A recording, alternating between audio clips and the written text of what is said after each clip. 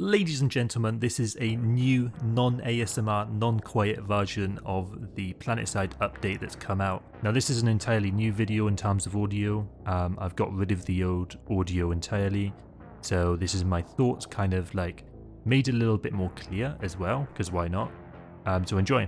We had some new weapons that have been added in and a few other things that I wanted to talk about.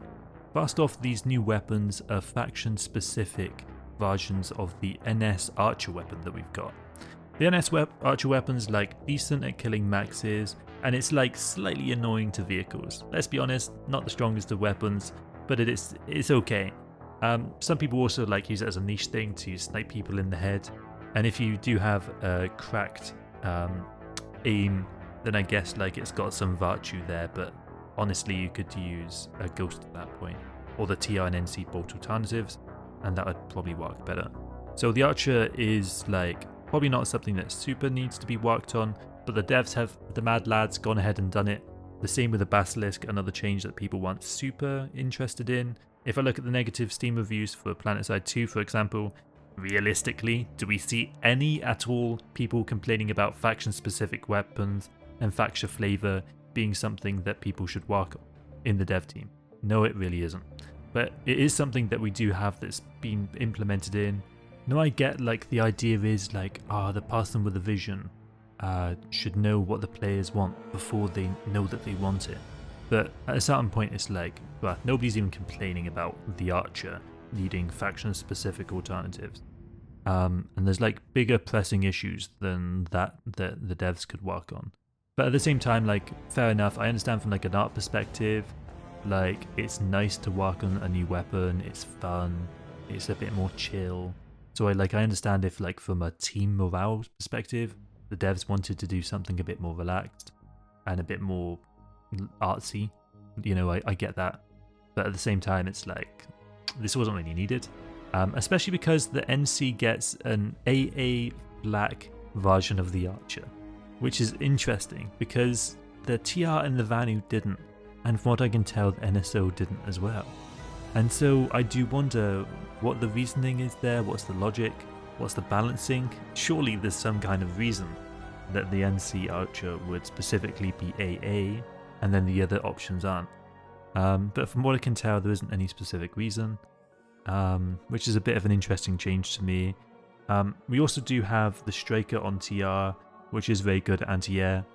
The Vanu have a Lancer, which I hear a lot of pilots try to gaslight people into saying the Lancer's good at air-to-air. It isn't. It's not at all good. It's pretty trash.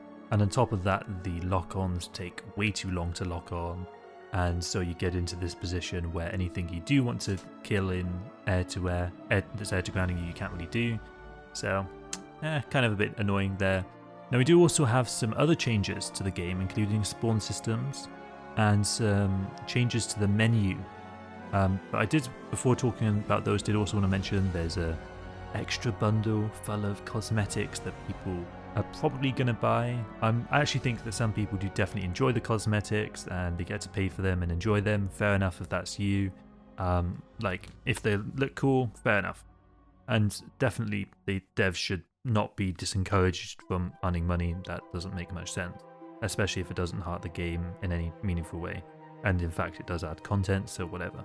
Now also, they've done a change to the UI, the main menu UI, if you guys remember. Basically, right now, with the current UI, it was decent, it was fine. It was like 2014 vibes, it was great. And now they've updated it to 2016 vibes. They decided not to go to 22 at 22, and they're still playing a bit retro, but the UI does look, the menu UI does look a little bit better now. The problem is that like when you click leave squad, or when you go to mute someone or remove someone from a platoon or promote someone to squad leader, if they're like at the bottom of the page, you can't do that because the UI overlays in the way for the main menu. So they're fixing a problem that initially they didn't have, but now they've created and now they have to go fix. Which to me doesn't seem like the most smart idea, definitely a mistake by the devs, but I'm sure they realised that, so no need to belabor the point too much. The devs did also do some spawn changes, which they said is likely temporary, which means it might not be temporary, it might just be something that's now in the game. I kind of wanted to talk about this a bit because I think it's an important update from the devs. First off, I commend them in trying to fix the server issues. If they can make the game cheaper to run, fair enough, I get it. What they're basically doing is saying, alright, you guys had a problem last time with the spawn system that you couldn't spawn where you wanted to in terms of hard spawns to defend bases. So they've now this time, with these changes to the spawn system, essentially made it so that you still can spawn on defendable bases, whereas before you were limited by distance. So that's fine. What they have changed, however, is all of those like dynamic spawns that you could spawn on. So for example, Sundays, Elysium spawn tubes, routers, load stars, all that kind of stuff is probably going to be tied to distance away from the spawn point. Now it doesn't, by the way, make sense that the devs would add in a load star and an ant spawn system if it makes the game more laggy because there's more spawn options on the map. So in conclusion, on the spawn system changes, I understand why they did it. It was to decrease the lag, and they did that by decreasing the dynamic amount of spawns that you can spawn on from load stars, Elysium spawn tubes, stuff like that. So it makes sense why this is in the game. And I have no problem with it in general with these changes if they're delivered in the correct way. The problem that I have right now with these changes is it's very obfuscated as to what specifically they're changing. I have no numbers to compare.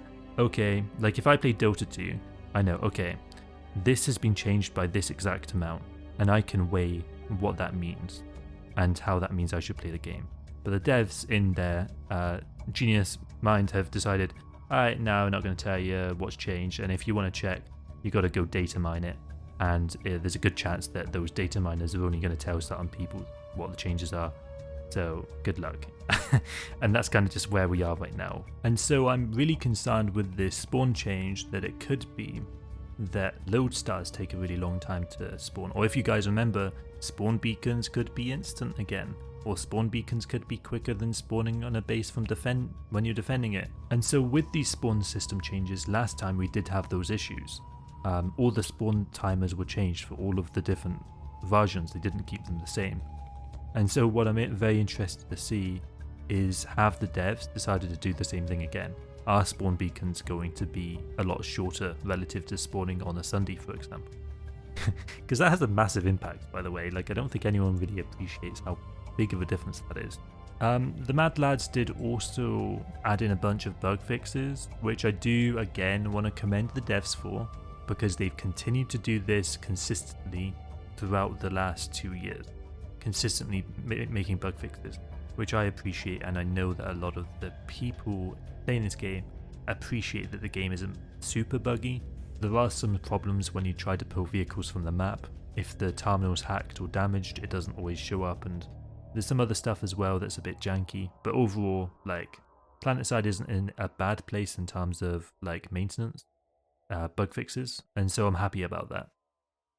Now I would be interested in hearing what everyone else's thoughts are on this patch. I also encourage you to subscribe if you've watched this much of the video, because if you have watched this much of the video, very much likely that you'll enjoy my future videos to some extent, so I'd recommend subscribing for that reason. I do definitely try to put out content that's very like thought-provoking and creates a discussion, rather than just like super easy content. Like, I could put out so much lowbrow, super easy content that's digestible to the masses, but I just refuse to do it because I think that like trying to avoid controversy just because you don't want to rock the boat, to me, is like not the right way to live in general. Like, I don't mind people disliking me or liking me or like whatever. So yeah, like, why not release videos that are gonna create a conversation? Anyway, I very much digressed there. Have a great day. I'm out. GG. Bye bye.